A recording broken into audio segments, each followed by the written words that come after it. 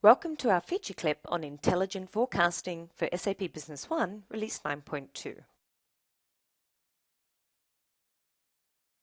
A good forecasting process delivers value to its users. It helps sell more product and make more customers happy. So it gives them visibility on demand history that helps them prioritize opportunities and position channels to face growing demand. Predicting future demand is critical for business planning and also serves as an invaluable input for material resource planning. With SAP Business One 9.2 version for HANA, you can predict future demand for your products with the help of statistical methods. Intelligent Forecast utilizes two predictive methods from the SAP HANA database. Once you have finalized your prediction, you can leverage the results in a forecast which could be later used for material resource planning.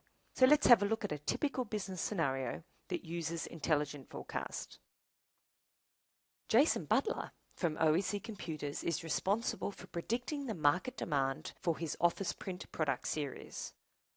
Jason is required to estimate demand over the next 6 months, and based on this forecast, OEC Computers will carry out material resource planning.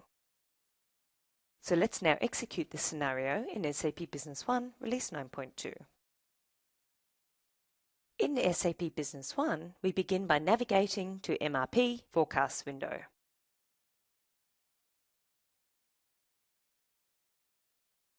We are going to create a new forecast by entering a forecast code and forecast name for the first half of 2016.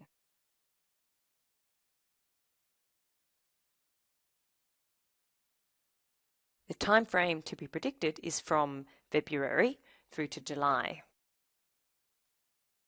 So we're going to adjust the end date until July 31st, and then we want to use a monthly prediction. You also have the option to view daily and weekly, but in this case we're viewing monthly as a monthly forecast. From the forecasts window, we can now directly navigate to Intelligent Forecast by selecting Generate Forecast, Intelligent Forecast. So Jason would like to base the forecast on the JB Office Print products. So now we need to select these products in our forecast. We're selecting the items by item, as opposed to preferred supplier or default warehouse, which is also an option. And now we're going to select our item range.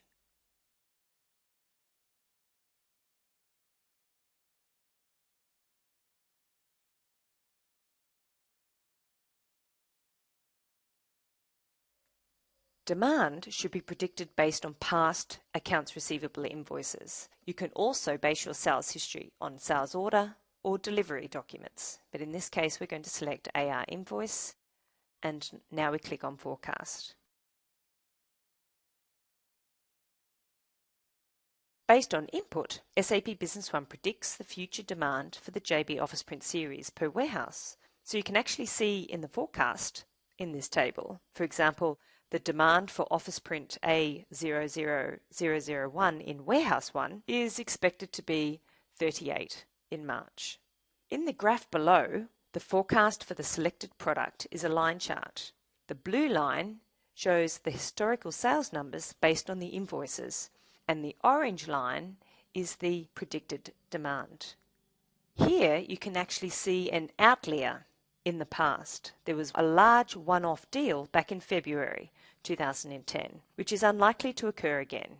So given this one-off transaction can greatly affect the prediction results, we are going to adjust this outlier by dragging the value from 500 to say 50 pieces, which is a more likely occurrence.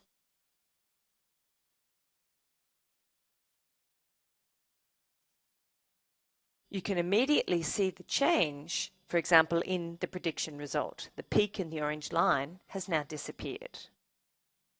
You can also adjust the number of time buckets you want to use to perform the forecast. So currently SAP Business One uses up to the previous 100 months for prediction. You can now change this value to say 24, for example.